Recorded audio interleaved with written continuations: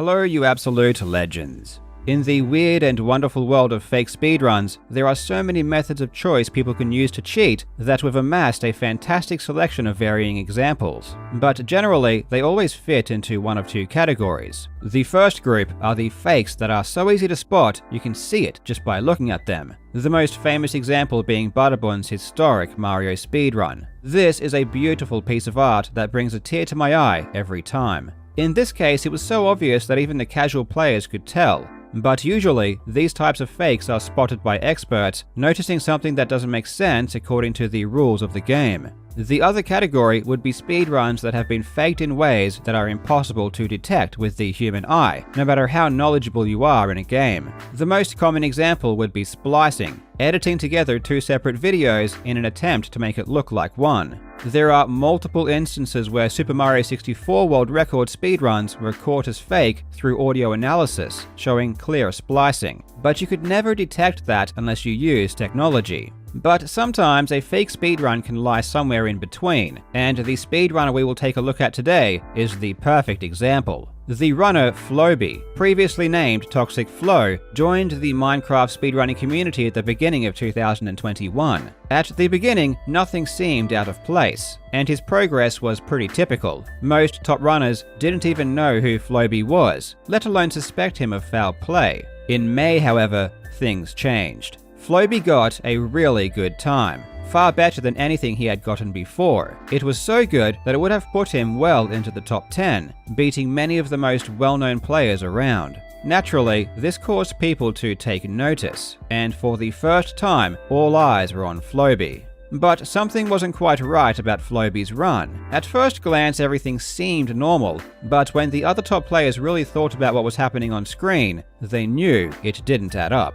There were subtle, almost undetectable nuances in the way Floby was playing that weren't indicative of top-level play. And yet, Floby, after getting his top 10 time, started amassing amazing times extremely quickly, far quicker than any other runner. For months, Floby's runs attracted skepticism and doubt, and yet there was no hard evidence that he was cheating at all, at least not until very recently. In this video, we will take a look at an interesting example of how Minecraft speedrunners can detect potential cheaters just by examining the way they play. Minecraft offers a pretty unique way to speedrun that manifests into some really complex ideas that are just fascinating. And today, we will take a look at some of the non-obvious ways that Minecraft pros can detect when someone doesn't really know what they are doing. I hope you enjoy.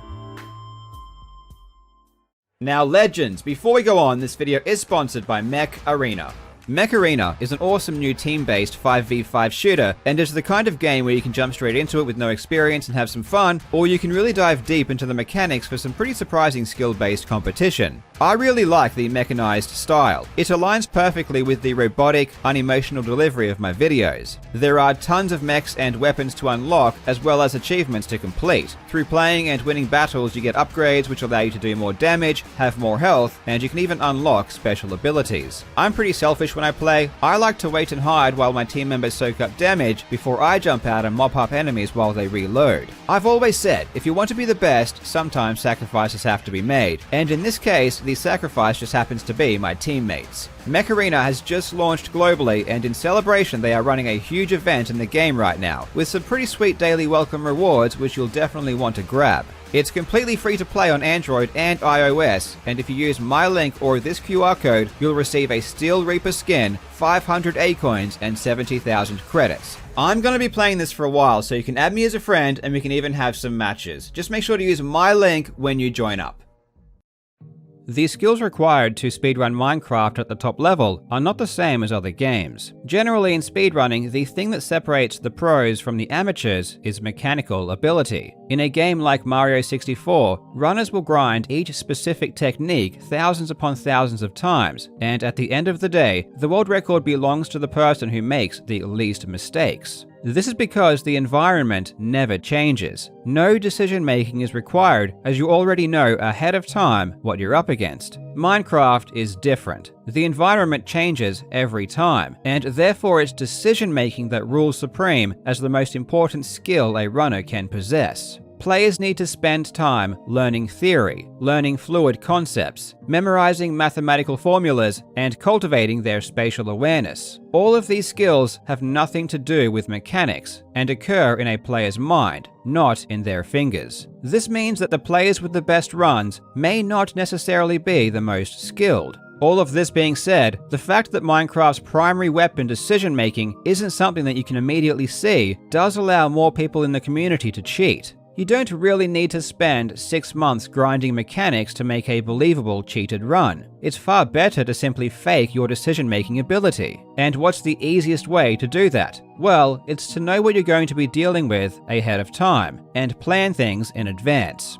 This is done by finding a really good seed, learning it, practicing it, and then recording a run pretending that it's your first time. This is why we've seen some terrible players claim world record times. These are easily spotted though because they have no idea what they are doing. Sure, they can get a faster time, but it's immediately obvious they already knew where each of the key locations were. But in this most recent example, Floby wasn't a terrible player. He had been speedrunning the game for months, spending a ton of time learning most of the advanced methods. He was good, and he had a decent understanding about how Minecraft should be played at the top level. But even then, it's hard to fake genuine reactions to events you already know are going to happen. Just like it's hard to act in movies, even though we all know what it's like to feel and display emotions. Now let's get into some specifics. Floby's first suspicious run occurred on the 17th of May, with an astonishing time of 12 minutes and 59 seconds, putting him well into the top 10. Now, if you were to examine this run in a vacuum, it's actually not too conspicuous. What I mean by that is based on the seed itself, the gameplay initially makes sense. The problem though is that he shouldn't be playing the seed at all. At the top level, Minecraft speedrunners focus extremely heavily on a concept called reset efficiency. As we all know, one of the goals in this kind of speedrunning is to get a really good seed. The best way to do this is to play as many seeds as possible, increasing the statistical likelihood of getting lucky. This is done by minimizing the amount of time spent in undesirable worlds. If you can detect a seed that isn't optimal quicker than your competitor, you'll reset earlier and get through more seeds, therefore encountering better scenarios more often. Basically, if the average time you spend in each world is lower than someone else, in the long run, you'll roll more optimal seeds. The world that Floby is playing here is not ideal. He spends over a minute gathering wood, crafting, picking up dandelions without seeing any prospects for attaining iron, which is what you need. Any other top player would have reset by now. This was Floby's first good time though, so the fact that he was playing a suboptimal world wasn't as suspicious as it could have been. Players have been known to fluke a really good time by getting lucky. However, Floby started to get good times very often, more often than even the best of players. In a span of only 3 days in July, he got 3 runs that were under 15 minutes.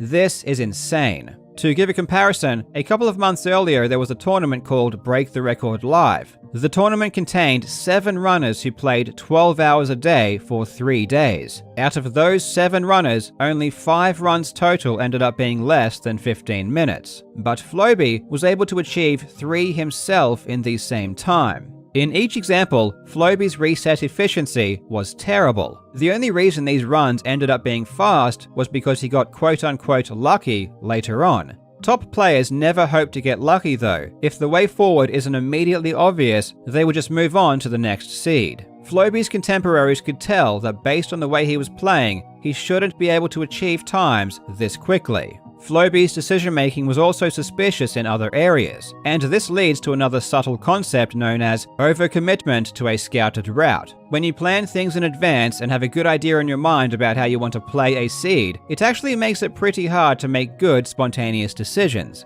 You've already made all of your decisions, so there is no need to think and react to events as they occur. This can cause some really weird behavior that again isn't immediately obvious unless you're an experienced player. A great example is the fastest claimed run of 11 minutes and 34 seconds. In the Nether, the Bastion and Fortress are right next to each other, and as is standard practice, Floby does the Bastion portion first. As he is collecting gold to trade with piglins for ender pearls, a swath of blazers are shooting fireballs at him. Naturally, in order to save himself, he hides away. In response to being attacked, this seems like a logical decision, but when you really think about it, it's not logical at all. Attaining blaze rods by killing blazes is a requirement of the speedrun. He shouldn't be hiding from them, he should be killing them. Any other top player would kill these blazes to collect rods, and then get back to the gold. This is not what Floby does though. In fact, on the way to the bastion, he runs straight past blazes that are right in front of him.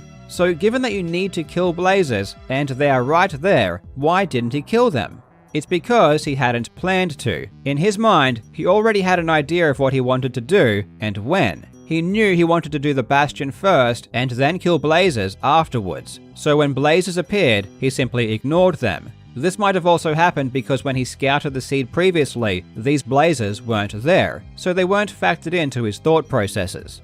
Floby also made incredibly weird decisions when it came to building portals. In one instance, he built a portal right in the middle of lava. He could have built it on land, but for some strange reason he wanted to build it in that specific spot. It's pretty obvious why building a portal in lava is a bad idea, and I can just let the run itself demonstrate why. He loses a ton of time for a completely unnecessary reason, but by building the portal in this exact location, he was able to arrive right next to the stronghold though, which again is very suspicious. Most of Floby's portals were built in weird locations, but his most recent run, the one that ultimately got him caught, was a perfect example of commitment to a scouted route. In this case, he was killing blazes and the final blaze left the spawn area, forcing Floby to go down to a lower section to reach it. After it was killed, he had gathered enough rods to exit the nether. At this point, a portal should be built immediately, but Floby didn't do that. Instead, he ran back up to the spawner and built a portal there.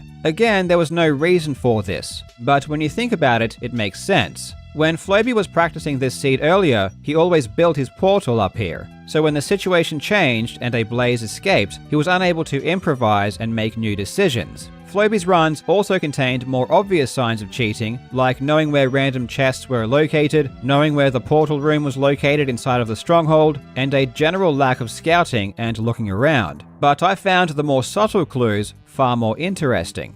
The things that weren't obvious and only experienced players would even consider. Top players were in general agreement. Floby's runs were cheated, but there was no hard evidence, so nothing could really be done. He did eventually get caught though, in rather anticlimactic fashion 2 weeks ago. It wasn't a new, amazing time that did him in. It wasn't even a completed run. It was a failed run that didn't even finish because he didn't have enough Eyes of Ender to enter the end. The run was notable though, because it was the fastest run to ever leave the nether after attaining pearls and rods. Everything about this speedrun was incredibly weird though, prompting a Minecraft moderator to ask for Floby's log file, which is a pretty shocking request given that this wasn't even a submitted time to the leaderboard. What's possibly even more shocking though is that Floby actually did hand over the log file, and the information stored inside was conclusive. This wasn't a random seed. He had played it multiple times before. Floby immediately confessed and apologized for the fake run, but was adamant that his other runs were legit. His claims weren't taken seriously, as many of his other runs showed the exact same suspicious play. After one run was exposed, people started digging, examining every tiny detail for any clues they could find, and their efforts were rewarded.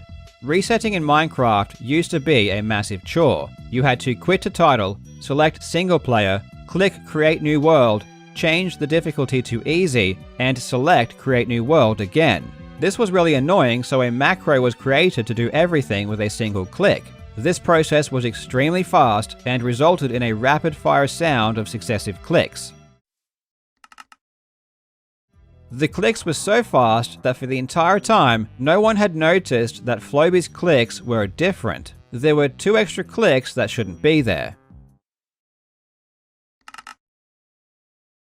The top Minecraft speedrunner Ninja Brain was the first to notice, and also spotted something even more troublesome. Using the timer, which tracks time down to the 100th of a second, he was able to ascertain that 2 frames had been cut from the footage of Floby's original top 10 run, his 12-minute and 59-second PB, and those 2 frames just happened to align perfectly with the extra 2 clicks. The only possible explanation was that Floby had altered the macro to include 2 extra steps, selecting more world options and pasting in a seed. Almost every suspicious Floby run had these extra clicks. With mounting evidence that was all but conclusive, Floby confessed again 3 days later, this time admitting that almost every single recent run had been faked. If you want a much more in-depth dissection of Floby's runs as outlined by a top player, I suggest you watch a video by 11Billion, which I will link in the description. The Weekly Thing also put out a video covering Floby's latest run, which was the one that ended up getting him caught initially. There are a lot more obvious signs that I didn't really discuss here, because it really was the subtle things that really fascinated me, the things that only the pros would ever notice. As always, thank you so much for watching, you legends. I hope you are having a fantastic day, and I will see you in the next video.